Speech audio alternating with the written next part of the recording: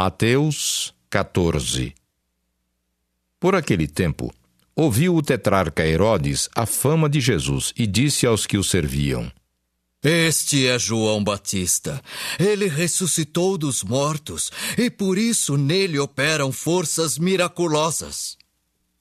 Porque Herodes, havendo prendido e atado a João, o metera no cárcere, por causa de Herodias, mulher de Filipe, seu irmão.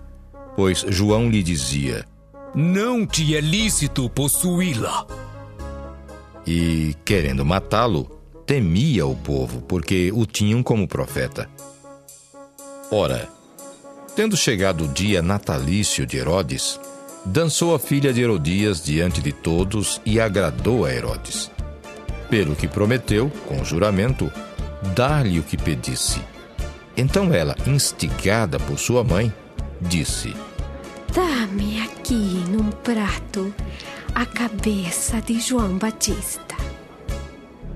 Entristeceu-se o rei, mas, por causa do juramento e dos que estavam com ele à mesa, determinou que lhe a dessem, e deu ordens e decapitou a João no cárcere.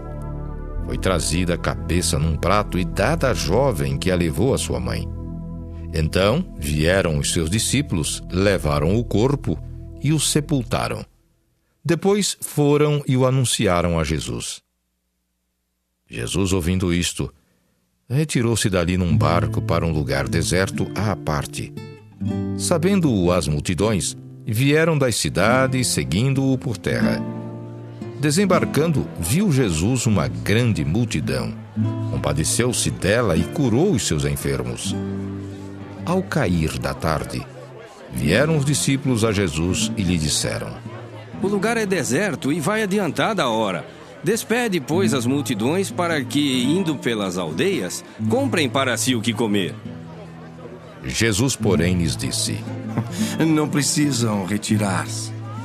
Dai-lhes vós mesmos de comer. Mas eles responderam: Não temos aqui senão 5 pães e 2 peixes. Então ele disse: Trazei-mos. E tendo mandado que a multidão se assentasse sobre a relva, tomando os 5 pães e os 2 peixes, erguendo os olhos ao céu, os abençoou. Depois, tendo partido os pães, deu-os aos discípulos e estes às multidões.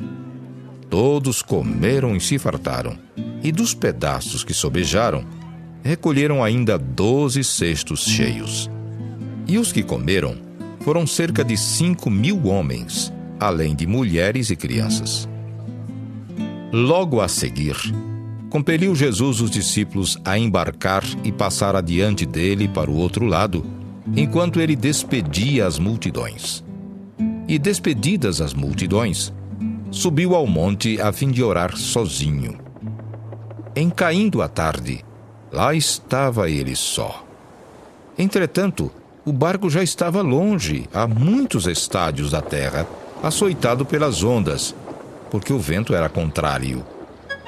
Na 4ª vigília da noite, foi Jesus ter com eles andando por sobre o mar. E os discípulos, ao verem-no andando sobre as águas, ficaram aterrados e exclamaram: É um fantasma! E, tomados de medo, gritaram. Mas Jesus imediatamente lhes disse: Tende bom ânimo, sou eu. Não temais. Respondendo-lhe Pedro, disse: Se és tu, Senhor, manda-me ir ter contigo por sobre as águas. E ele disse: Vem. E Pedro, descendo do barco, andou por sobre as águas e foi ter com Jesus. Reparando, porém, na força do vento, teve medo e, começando a submergir, gritou: Salva-me, Senhor! E prontamente Jesus, estendendo a mão, tomou-o e lhe disse: Homem de pequena fé, por que duvidaste? Subindo ambos para o barco, cessou o vento, e os que estavam no barco o adoraram, dizendo: Verdadeiramente és filho de Deus! Então, estando já no outro lado, chegaram à terra em Genezaré. Reconhecendo-o os homens daquela terra, mandaram avisar a toda a circunvizinhança e trouxeram-lhe todos os enfermos. E lhe rogavam que ao menos pudessem tocar na orla da sua veste. E todos os que tocaram ficaram sãos.